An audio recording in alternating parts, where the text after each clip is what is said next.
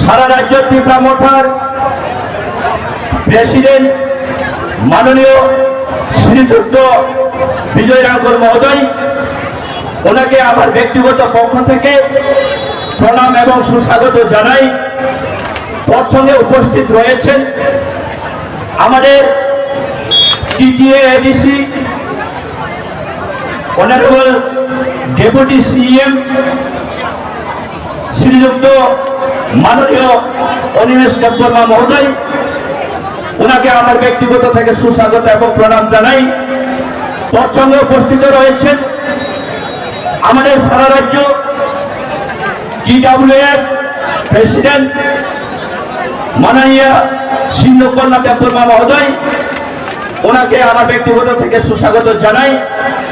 এবং এখানে এই মঞ্চে উপস্থিত রয়েছেন আমাদের টিটিএ এডিসি অনারেবল এমডিসি শ্রীযুক্ত অনন্ত দেববর্মা মহোদয়, তার সঙ্গে রয়েছেন অনারেবল এমডিসি শ্রীযুক্ত বিদ্যুৎ দেববর্মা মহোদয়। এবং আমাদের এই একতা এবং আমাদের থানসাকে সহযোগিতা করার জন্য আমাদের এই রাজ্যের নতুন একটা পার্টি টিডিএ পার্টি থেকে এসেছেন আমাদের শ্রীযুক্ত পুজন বিশ্বাস মহোদয়, ওনাদেরকেও আমার ব্যক্তিগত পক্ষ থেকে প্রণাম জানাই। এবং যারা আজকে এই জনসমাবেশে অংশগ্রহণ করছেন আপনাদেরকেও আমার আন্তরিক এবং শুভেচ্ছা জানাই। বন্ধুগণ, আমি আজকে আপনাদের কাছে এটাই বলতে চাই, আমাদেরকে জানতে হবে প্রথমে আমরা প্রত্যেকটা মানুষ, এই রাজ্যের মানুষ, এই দেশের মানুষ, আমরা প্রত্যেকটা সমাজের জন্য আমাদের ভারতবর্ষের সংবিধানে লিপিবদ্ধ আছে যে প্রত্যেকটা মানুষ নিজের সমাজের জন্য বিভিন্ন মানুষ, বিভিন্ন জাতি, বিভিন্ন ধর্মাবলম্বীর মানুষ নিজের মৌলিক অধিকারের জন্য লড়াই করতে পারে।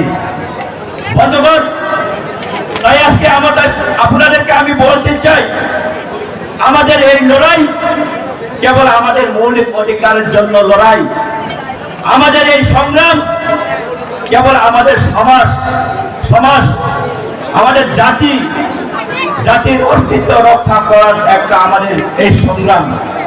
বন্ধুগণ, অনেকে বলেন নাকি এই ত্রিপুরা মোর্চা এই রাজ্যে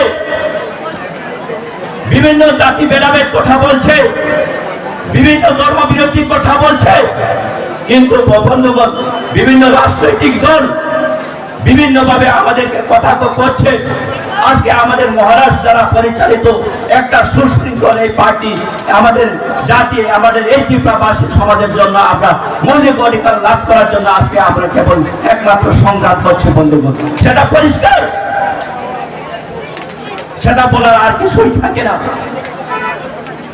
বন্ধুগণ, আজকে আমাদের সুহৃদয় মহারাষ্ট্র দ্বারা আজকে আমাদের এই সুরমা বিধানসভা উপনির্বাচনে একজন সুশিক্ষিত ভদ্র নম্র আমরা এবং এই এলাকার মনোনীত প্রার্থী শ্রীযুক্ত বাবুরাম সরকারকে আমরা পেয়েছি। আমি আশাবাদী এবং প্রত্যেকটা জনসাধারণের কাছে বিনম্র আবেদন রাখছি, আগামী 23 তারিখের যে উপনির্বাচন, বিধানসভার উপনির্বাচনে আমরা আমাদের আনারস মার্কাতে ভোটার দিতে এবং বিপুল ভোটে ভোট দিয়ে জয়যুক্ত করার জন্য আমি আপনাদেরকে আশা রাখছি। আমার এতটুকু পরেই আমার সংক্ষিপ্ত আলোচনা আমি শেষ করছি। সবাইকে ধন্যবাদ। যত লক্ষণ আয়ু লক্ষণ থামায়।